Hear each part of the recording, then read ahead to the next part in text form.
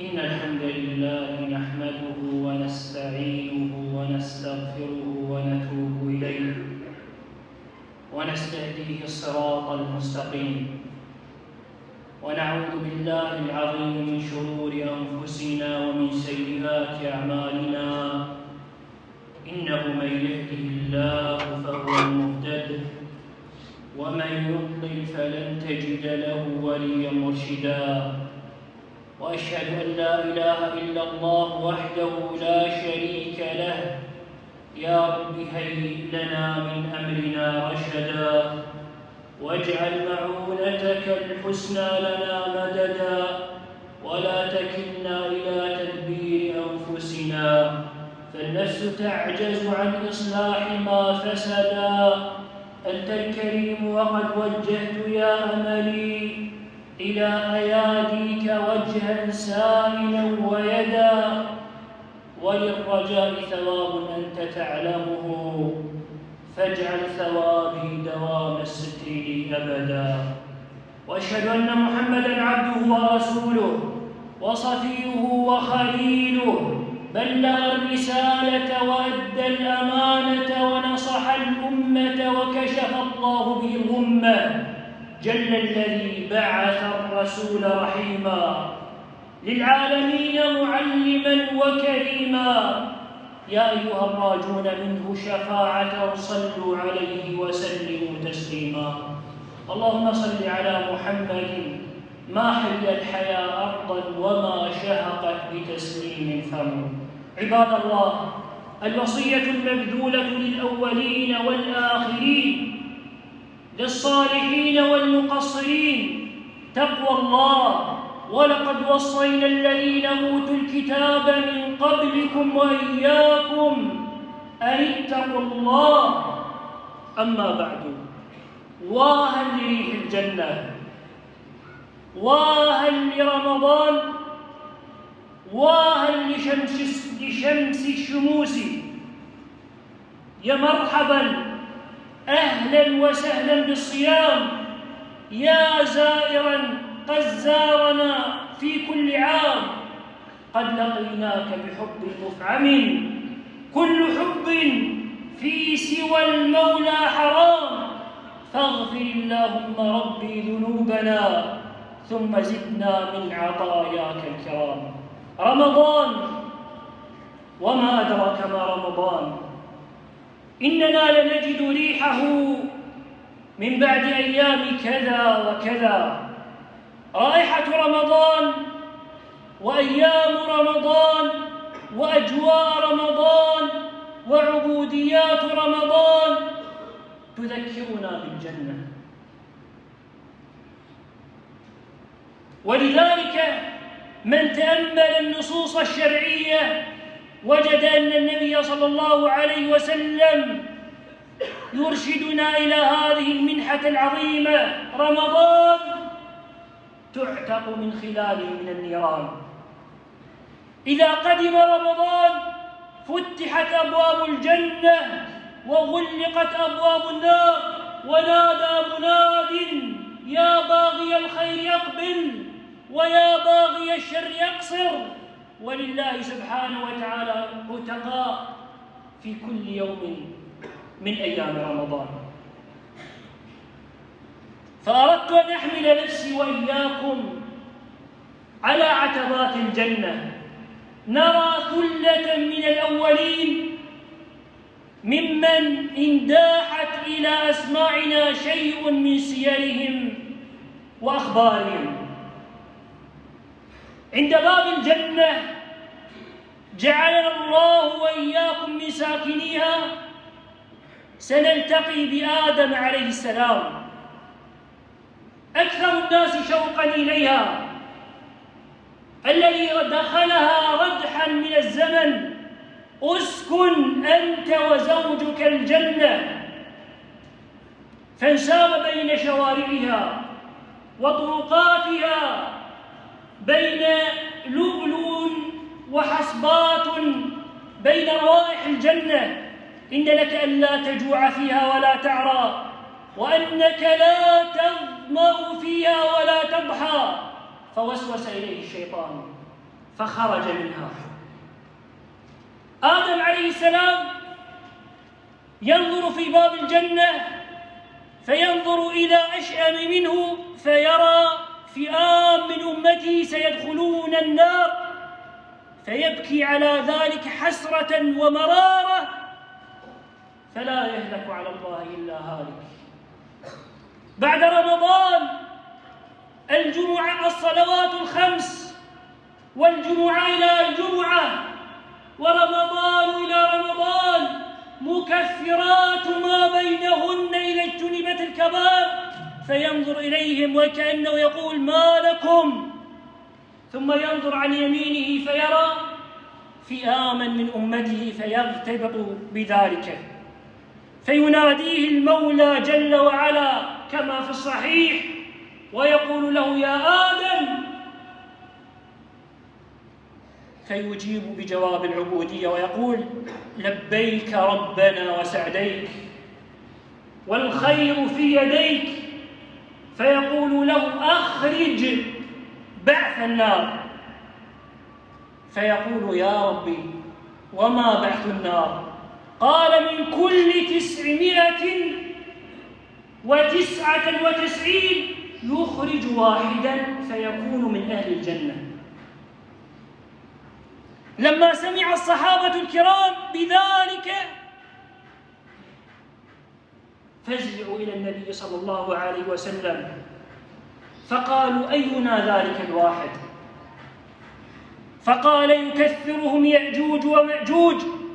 قال إني أرجو أن تكونوا ربع أهل الجنة. قالوا فكبرنا.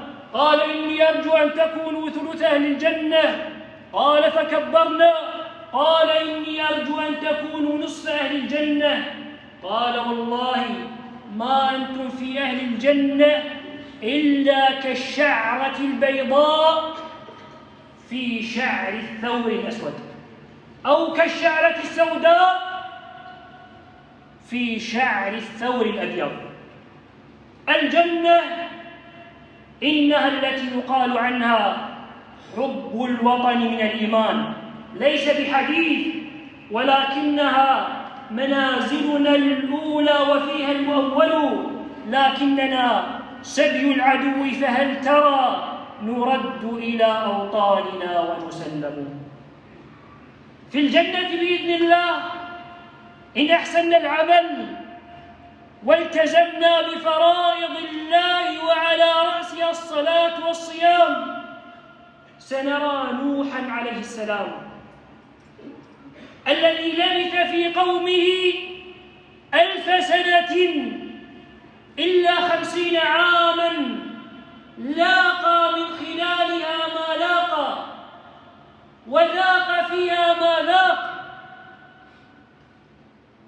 وذهب إليهم إلى نواديهم قال رب إني دعوت قومي ليلا ونهارا فلم يزدهم دعائي إلا فرارا، وإني كلما دعوتهم لتغفر لهم جعلوا أصابعهم في آذانهم واستغشوا ثيابهم وأصروا واستكبروا استكبارا.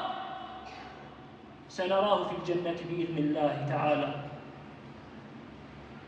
تحت أنهارها وقصورها، فيها أنهار من ماء غير آسن، وأنهار من لبن لم يتغير طعمه، وأنهار من خمر لذة للشاربين، وأنهار من عسل مصفى، وفيها من كل الثمرات ومغفرة من ربهم، كمن هو خالد في النار وسقوا ماء حميما فقطع أمعاءهم، نعوذ بالله أن نكون منهم. هذا نوح عليه السلام ستذهب حسرات تفقده وتقطعه على ابنه الذي حال بينهما الموج، فكان من المغرقين الذي أتاه عندما نادى ربه وقال رب إن ابني من أهلي وإن وعدك الحق وأنت أحكم الحاكمين. قال يا نوح إنه ليس من أهلك، فمهما تقربت الأواصر ولم تتقرب أواصر الدين إنه ليس من أهلك، إنه عمل غير صالح فلا تسأل لما ليس لك به علم، إني أعظك أن تكون من الجاهلين. ستذهب هذه الحسرات حينما يرى ما أعد الله جل وعلا له في الجنة. في الجنة سنلتقي بإبراهيم إمام الموحدين. ما كان إبراهيم يهوديا ولا نصرانيا مهما انتحلوا عليه بالدين الإبراهيمي، ولكن كان حنيفا مسلما وما كان من المشركين. إبراهيم أبو الأنبياء سنلقاه في الجنة، الذي لقي النبي صلى الله عليه وسلم في الجنة فلم ينساني ولم ينسك أيها الكريم. قال للنبي صلى الله عليه وسلم في ليلة المعراج: يا محمد أقرئ أمتك مني السلام وأخبرهم أن الجنة طيبة التربة عذبة الماء، وأنها قيعان، وأن غراسها سبحان الله والحمد لله ولا إله إلا الله والله أكبر. ونرد له التحية بأجمل التحايا: وعليك وعلى نبينا أفضل الصلاة وأتم التسليم. في الجنة سنلقى بإذن الله تعالى إن أحسن العمل الكريم ابن الكريم ابن الكريم ابن الكريم يوسف بن يعقوب، الذي أعطي شطر الحسن، الذي رفع أبويه على العرش فرفعه الله جل وعلا عنده مكانا عليا في الجنة، الذي لاقى ما لاقى من حسد الحاسدين وتسلط المبطلين، سيذهب ذلك كله عند أول غمسة في الجنة. ربما نحفظ أسماء الصحابة المعروفين من الخلفاء الراشدين أو العشر المبشرين، الخلفاء الراشدين والذين نظمهم الشاعر بقوله: أكرم بطلحة والزبير وسعدهم وسعيدهم وبعابد الرحمن وأبي عبيدة في الديانة والتقى وامدح جماعة بيعة الرضوان. ولكن من المبشرين بالجنة ممن ساروا على ثراها بشروا بالجنة إما في أثناء حياتهم أو بعد موتهم فئام كثيرة، منها أمنا خديجة رضي الله عنها وأرضاها، سنلقاها في الجنة إن أحسن العمل بإذن الله تعالى. الذي بشرها النبي صلى الله عليه وسلم قال: بشر خديجة بأن لها بيت في الجنة لا صخب فيه ولا نصب. قال: بشرها ببيت من قصب لا صخب فيها ولا نصب، فالجزاء من جنس العمل، لأنها راعت سمع النبي صلى الله عليه وسلم أن يأتيه شيء من الصخب والضوضاء التي حملته بأكف الرحمة، فقالت: كلا والله ما يخزيك الله أبدا، إنك لتصل الرحم وتقري الضيف وتعين على نوائب الحق. قال: بشر بخديجة ببيت من قصب لا صخب فيه ولا نصب، ولأنها حمت جسد النبي صلى الله عليه وسلم من كل وصب ونصب. ألا تشتاقون إلى هذه الأم الرؤوم التي بذلت وضحت؟ وكذلك من نساء الجنة، فالجنة ليست فقط للرجال. أم طلحة الرميصاء أم أنس بن مالك زوجة أبي طلحة، هذه المرأة التي كانت تسمى بالطعانة لأنها كانت تشارك مع رسول الله صلى الله عليه وسلم. أتاها أبو طلحة ليتقدم إليها فقالت: يا أبا طلحة، إنك رجل تعبد وثنا قد نحته إليك ذاك الأعجمي لن أقبل بك إلا أن يكون مهرك الإسلام. فأسلم وحسن إسلامه وأنجب أبا عمير الذي كناه النبي صلى الله عليه وسلم وداعبه وقال: يا أبا عمير ما فعل النغير؟ قال النبي صلى الله عليه وسلم: دخلت الجنة فرأيت فيها الرميصاء. من أهل الجنة مؤذن النبي صلى الله عليه وسلم سيدنا بلال بن رباح رضي الله عنه، الذي كان يسمع النبي صلى الله عليه وسلم خشخشة عليه. اليوم في الجنة بإذن الله تعالى سنراه أمامه ماثلا. أين ذهبت جراحات مكة يا بلال؟ أين ذهب تعذيب ابن أمية له؟ سيكون بقرب من اعتقه بجنب أبي بكر رضي الله عنه وأرضاه، ومع أخوه الذي آخى به النبي صلى الله عليه وسلم أبو عبيدة عامر بن الجراح. هناك لقد ذهب حر مطحى، لقد ذهب حر مكة وبطحاها بعد أن دخل الجنة. بلال الذي عند موته قال: غدا نلقى الأحبة محمدا وصحبه، نرجو أن نلقاه فنسمع من صوت الشجي ذاك الأذان الندي الذي كان ينساب من فيه إلى أسماع النبي صلى الله عليه وسلم. في الجنة سنرى رجلا يطير، نعم يطير مع الملائكة، إنه جعفر ابن عم النبي صلى الله عليه وسلم، الذي قال عنه النبي صلى الله عليه وسلم: أشبهت خلقي وخلقي.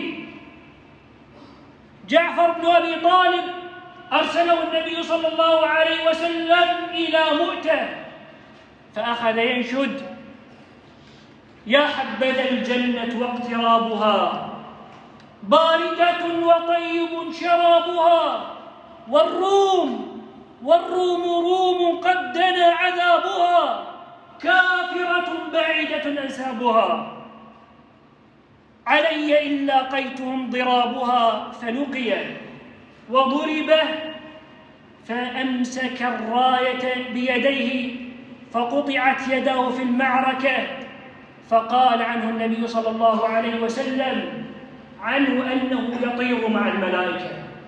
ألا تشتاقون لهذه الكوكبة المباركة؟ بلى والله نشتاق إليهم ونتمنى أن نلحق بهم وأن لم نبلغ بأعمالهم. في الصحيح قال النبي صلى الله عليه وسلم: المرء مع من أحب. فقال أنس: لم نسمع بحديث أجمل من ذلك. فقال: أنا أحب النبي صلى الله عليه وسلم وأبو بكر وعمر وإن لم نلحق بأعمالهم. وإنا نشهدك يا الله ونشهد حملة عرشك وكل حي وصامت أننا نحب النبي صلى الله عليه وسلم وآل بيته وأبا بكر وعمر وعثمان وعلي والعشرة وأصحاب الشجرة وأصحاب بيعة الرضوان وأصحاب بدر ومن قبلهم الأنبياء، ونرجو أن نكون معهم وإن لم نعمل بأعمالهم، فالمرء مع من أحب. أقول ما سمعتم وأستغفر الله لي ولكم فاستغفروه ثم توبوا إليه.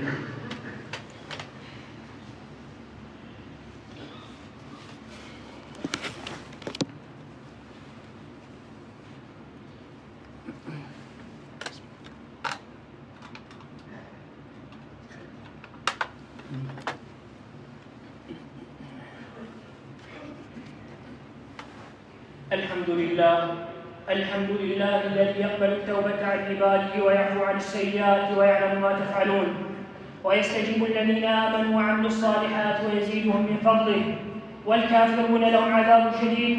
وأشهد أن لا إله إلا الله وحده لا شريك له، وأشهد أن محمدًا عبده ورسوله. عباد الله، اتقوا الله واتقوا يومًا ترجعون فيه إلى الله. هذه الجنة مجرد الحديث عنها يحرك في القلب والمشاعر والأحاسيس، فكيف الدخول بها والارتقاء في درجاتها؟ وعندما تلقى النبي صلى الله عليه وسلم تناظره يناظرك، تتذكر شريط التضحيات الذي ضحى من أجلنا حتى يصلني ويصلكم أيها الكرام هذا الدين على طبق من ذهب. في الجنة سنرى الله جل وعلا في يوم يقال له يوم المزيد. الله سبحانه وتعالى يطلع إلى خلقه. في الصحيح أن النبي صلى الله عليه وسلم رأى القمر منيرا فقال للصحابة: هل ترون القمر لا تضامون في رؤيته؟ قال: إنكم سترون ربكم، أي في الجنة، كما ترون القمر لا تضامون في رؤيته. يعني عندما تنظرون إلى القمر هل تزدحمون في رؤيته أم أن كل إنسان يراه من مكانه؟ قال: إنكم سترون ربكم كما ترون القمر لا تزدحمون في رؤيته. ولكن هل هي للأماني؟ لا. قال: فإن استطعتم أن لا تغلبوا على صلاة في أول النهار ولا في آخره فافعلوا. هذه الجنة التي قال عنها من يدخلها وقالوا: الحمد لله الذي أورثنا الأرض نتبوأ من الجنة حيث نشاء، فنعم أجر العاملين. لم تأتي بالأمنيات، وإنما أتت بالاصطفاف بين يدي الله سبحانه وتعالى بالفرائض، وعلى رأسها الصلاة والصيام. فما تقرب عبد إلى الله بشيء أحب إليه مما افترضه إليه. وبين أيدينا شهر مبارك علينا أن نستعد له وأن نعقد النية أننا لن نقصر فيه ما استطعنا، ولئن أتى ليكن شعارنا ليرين الله ما أصنع. فالعبد المؤمن يبلغ بنيته ما لا يبلغ بعمله، كما ثبت بذلك موقوفا عن الصحابة الكرام. المسألة الثانية: خرجنا من رمضان الماضي وخرجنا من 10 ذي الحجة وأتتنا مواسم وفرص، ولكننا بشر نخطئ الذنبة والذنب والخطيئة والخطيئة. ومن كان منكم بغير خطيئة فليرمني بحجر. ولكن الله سبحانه وتعالى قال الحق جل وعلا في من كفر به: قل للذين كفروا إن ينتهوا يغفر لهم ما قد سلف وإن يعودوا فقد مضى السنة الأولين. وقال لمن ثلث به ونسب له الصاحبة والولد: أفلا يتوبون إلى الله ويستغفرونه والله غفور رحيم. وفي الحديث القدسي قال: يا عبادي إنكم تخطئون بالليل والنهار وأنا أغفر الذنوب جميعا فاستغفروني أغفر لكم. والتوبة شأنها عظيم، لا تكفي بها خطبة بل خطب، فكيف بدقائق معدودة. هذه المقدمة التي أعرفها وتعرفونها أيها الكرام يريد الشيطان أن ننساها. نعم، يريد أن يجعل في أصلنا الشر ويقول: مهما صمت وفعلت وتقربت إلى الله يريد منك ملاكا لا تخطئ، وإلا يقول لك: أنت منافق، تعمل الحسنة ثم ترتكب الخطيئة. وهذه حيلة قد اصطاد بسببها الشيطان فئاما من الخلق. فأفضل ما تستقبل به الأعمال وأعظم ما تستقبل به مواسم النفحات والخيرات